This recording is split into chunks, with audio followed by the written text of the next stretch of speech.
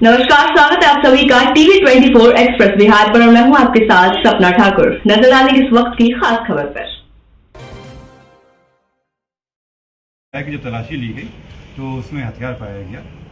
दोनों व्यक्ति को गिरफ्तार किया गया। दोनों व्यक्ति जो हैं वो अररिया जिला के मूल निवासी हैं। एक का नाम है प्रियांशु सिंह उर्फ छोटू और दूसरे का नाम है आशुतोष सिंह उर्फ मार्शल। इन दोनों के पास से 2 पिस्टल बरामद हुआ है, साथ में 8 mm का 20 गोली और 7 mm का 26 गोली बरामद हुआ है। 7 mm का 26 गोली, 8 mm का 20 गोली, टोटल 46 और 2 पिस्टल बरामद हुआ है इसमें। इसके अलावा जब इसे पूछताछ किया गया तो इस बताया गया कि ये हथियार अमन सिंह नाम के व्यक्ति का है, जो हाल फिलहाल में कुछ दिन पहले जेल में भी गए थे और उनका पुराना आपराधिक इतिहास है। उनके ऊपर भी कांड दर्ज किया गया है। 3 व्यक्ति पे कांड दर्ज हुआ है, 2 गिरफ्तार हो गए हैं, 1 फरार चल रहा है। सर ये सब सप्लाई करने जा रहा था? ये बताया जा रहा था कि अमन सिंह का हथियार पहले से रखा हुआ था, वो वही इसको ले जा रहे थे कंटिन्यू के लिए। सर इनका बैकग्राउंड किस तरह का है? इन दोनों के ऊपर केस नहीं है। अमन सिंह के ऊपर बहुत सारे केस हैं, NDPS के भी हैं, हत्या के भी हैं, हाल फिलहाल में मारपीट का भी केस है। क्या वो फिर से अंदर जाएंगे सर? बिल्कुल, उन पर केस है तो वो अपना बयान रखेंगे और उन पर कार्रवाई होगी। FIR हुआ है तो जेल जाना है। क्या वजह ले जाने का बेचना था या इसको कहीं देना? इन लोगों के जो पकड़ा है ये बताया जा रहा है कि वही मंगवाया था हथियार, उसी को देना था, वो पता नहीं आगे क्या करने वाला था।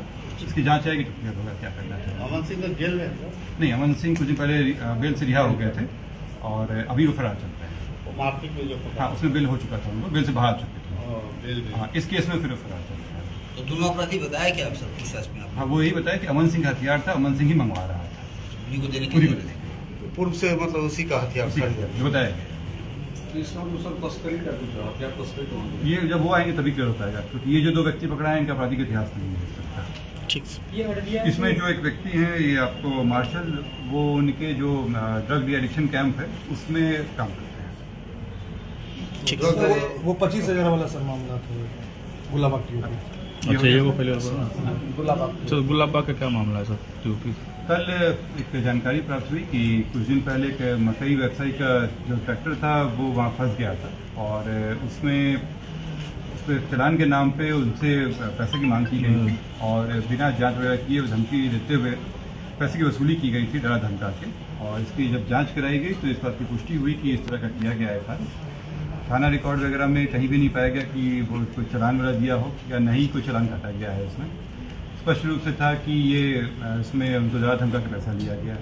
ये कृत्य एक्सेप्टेबल नहीं है इसमें, इसलिए उन पर FIR दर्ज किया गया है। जो TOP प्रभारी हैं वहाँ गुलाबाग के, उनको सस्पेंड भी कर दिया गया है। उनकी जगह नए RTO प्रभारी भी नियुक्त किए गए।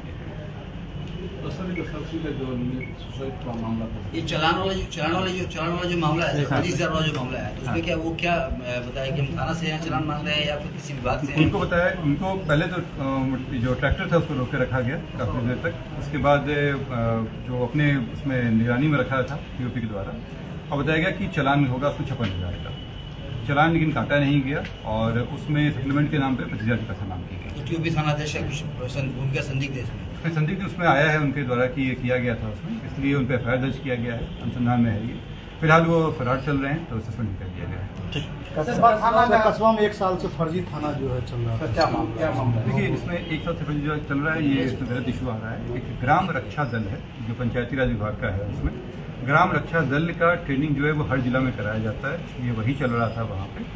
इसमें एक राहुल नाम के व्यक्ति थे जो इसको चला रहे थे। उसमें वो अपनी गलत मंशा से कुछ लोगों से नौकरी के नाम पे पैसा की मांग किए थे। तो ये फर्जी थाना के नाम से कहीं नहीं चल रहा था, ना ही कोई थाना के नाम से था। आप लोग देखे होंगे उसमें लिखा हुआ है ग्राम रक्षा दल। ये पंचायती राज विभाग का अपना प्रोग्राम है, उसके तहत चल रहा था। थाना नहीं था उसमें।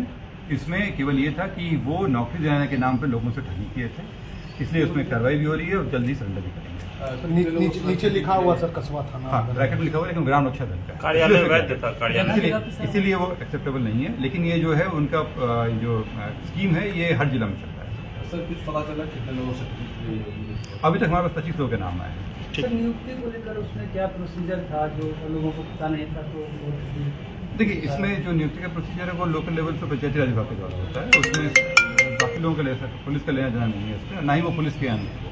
पंचायती राज विभाग का है, वो उनके कार्य के हेतु है। उसमें उनका ट्रेनिंग चलता है समय समय पर, वो उसी का काम चल रहा है। इसमें एफआईआर निश्चित रूप से दर्ज हुई है और इसमें राहुल के ऊपर नेम्ड एफआईआर है। इसके अतिरिक्त जो मुखिया के द्वारा ये करवाया जा रहा था उन पर जांच चल रही है।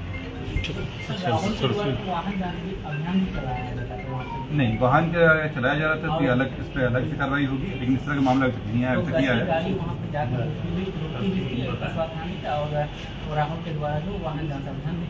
इसमें जांच कर लेते हैं, लेकिन अभी तक इस तरह का मामला नहीं आया था। अभी तक यही आया था केवल कि नौकरी के नाम पर। ठीक, सरसी वाला कुछ नहीं था। वही होगा, वहाँ पे कहाँ लगा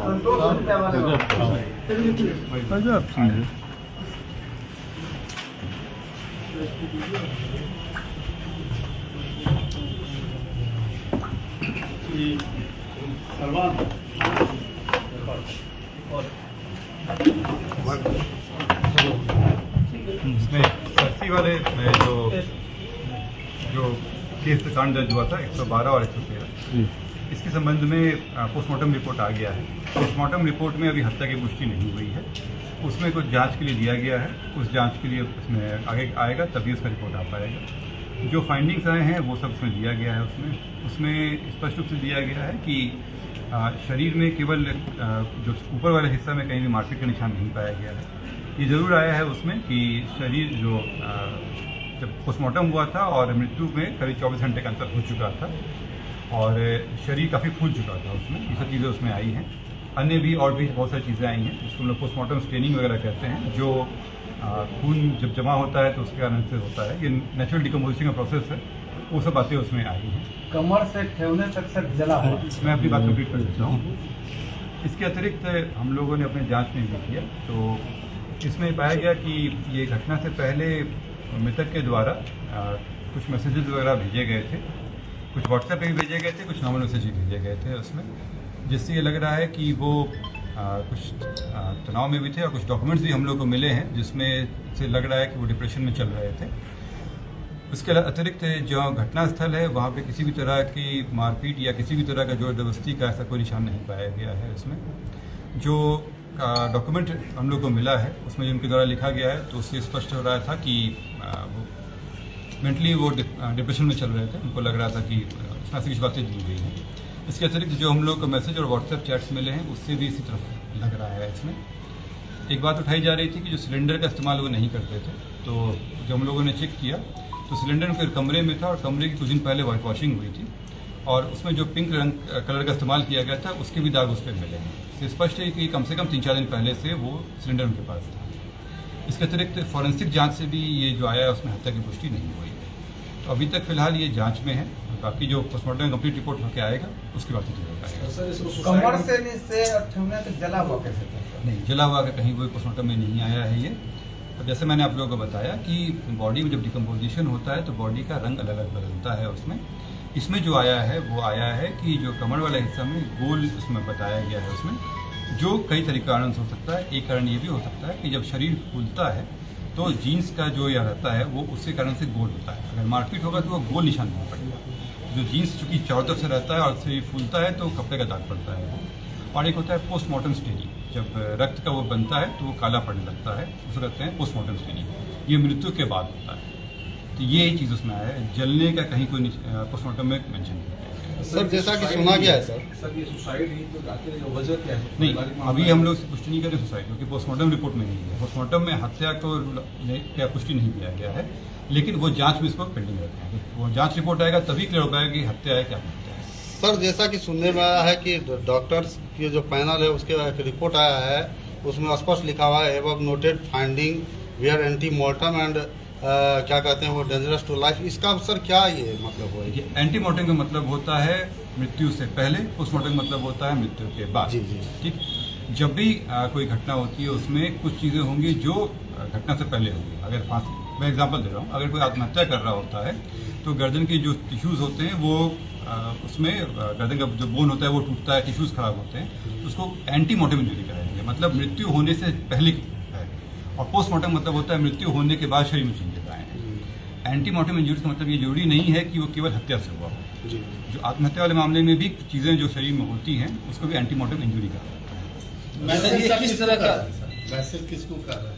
देखिए, चूंकि ये निजता का प्रश्न है इसलिए मैं उनका नाम जाहिर नहीं करूंगा। परिवार को मैंने बुला के उनको मैसेज दिखाया है, उनको बता भी दिया गया है, लेकिन चूंकि उसका गलत मैसेज जाएगा और उस व्यक्ति से लेना देना नहीं है इस चीज़ को, इसलिए उनका नाम मैं जाहिर नहीं करूंगा। किस तरह का डिप्रेशन में चल रहे थे? अब पता चला कि वो पिछले 1 महीने से डिप्रेशन में, काफी डिप्रेशन में थे। नहीं, मैं ये नहीं कहूँगा कि डिप्रेशन मतलब कितने समय से चल रहे थे, लेकिन जो हम लोगों को मैसेज वगैरह मिला है उसमें ही था। ये आज मैंने उनके परिवार को बुला कर साझा किया है उसमें, क्योंकि वो मैसेजेस पब्लिक डोमेन में लाना उचित नहीं रहेगा, तो किसी की निजता का सवाल है, इसलिए हम लोग आपके साथ शेयर नहीं कर रहे हैं। लेकिन वो हमारे उसमें जांच में भी है, वो परिवार को भी बताया गया। देखिए, इस तरह के मामले हो सकते हैं इसमें, इस पर मैं कमेंट नहीं कर पाऊंगा। तो इसको सर क्या माना जाए अभी, मतलब फिलहाल अभी जांच में है। इसका केस का सर क्या इसमें जो है अभी फिलहाल ये हत्या की पुष्टि नहीं हुई है। तो केस का दिशा क्या अभी सर जांच में जब ये मेडिकल रिपोर्ट आएगा उसके बाद से क्लियर होगा। मृतक की कोई महिला मित्र भी थे? देखिए, चूंकि ये इस चीज़ को इस सामने में रखने का कोई नहीं है, इसलिए पैसा कमेंट नहीं करूँगा। ठीक सर दो FIR दर्ज हुए थे, तो उसमें क्या कौन सा दिशा दोनों के FIR? इसमें होता है कि ये चीज़ें जब तक डॉक्टर का रिपोर्ट, पोस्टमार्टम रिपोर्ट नहीं आता है, चीज़ें कहना, क्योंकि हम लोग फॉरेंसिक एक्सपर्ट नहीं हैं। हम लोग चूंकि देखते हैं तो हम लोग का आइडिया रहता है, जनरल नॉलेज हम लोग के हिसाब से है, लेकिन जो फॉरेंसिक की टीम है और जो पोस्टमार्टम का रिपोर्ट है वो क्लू देता है हम लोगों को। पोस्टमार्टम का रिपोर्ट जो अभी आया, मैंने आपको बताया कि वो कुछ चीज़ें जाँच में रखे हुए हैं। वो जाँच रिपोर्ट आता है, हिस्टोपैथोलॉजी का रिपोर्ट आता है, तो उससे स्पष्ट होता है। तो पोस्टमार्टम के हिसाब से ये हत्या नहीं है? नहीं, क्या पोस्टमार्टम में ये जो चीज़ें दिया मैंने आपको बताया, पोस्टमार्टम में जाँच में रखा गया है उस चीज़ को, ना वो हत्या कहे ना आत्महत्या की है। क्लियर नहीं, जब तक वो रिपोर्ट नहीं आता है कि जैसे जो आप कह रहे हैं कि जैसे हम लोग कह रहे हैं कि जो पड़ा था शरीर पे, जो आप कह रहे हैं जो जलने की बात कर रहे थे, जो दाग पड़ा था, पोस्टमार्टम स्टेनिंग वगैरह था, उसकी जांच होगी, उसके स्किन का लिया आता है, उसके सैंपल लिया जाता है और उसकी जांच की जाती है वो क्या है, वो आ जाएगा तो उससे स्पष्ट हो जाएगा कि हत्या का क्या है। सर पैर में ब्लड का सर निशान पाया गया था और जनरली मरने के इतने देर के बाद वो ब्लड जो है वो उस कलर में नहीं पाया जा सकता है, तो इसमें सर क्या मतलब बात है? जब नॉर्मली बॉडी रहती है और जब हार्ट का पंपिंग नहीं होता है तो ब्लड ग्रेविटी करंट जो जगह होता है वहाँ जाता है। उनके केस में ये हुआ था कि उनका जो चप्पल था वो उनके पाँव से सटाई रह गया था, और जब शरीर डिकम्पोज होता है तो स्किन के अलग अलग लेयर्स अलग होते हैं, और जब उसमें वो चप्पल निकाला गया था तो जो उनका स्किन का लेयर सटा हुआ था उसके कारण वो निकला, उसमें ब्लड ड्रॉप हुआ था। तो सर ये डिप्रेशन की बात खुलकर सामने नहीं, किस कारण से डिप्रेशन में था वो? मैंने आपको ये बताया कि कुछ चीज़ें मतलब पब्लिक डोमेन में रखना उचित नहीं होगा, निजता का सवाल है, इसलिए मैंने आपको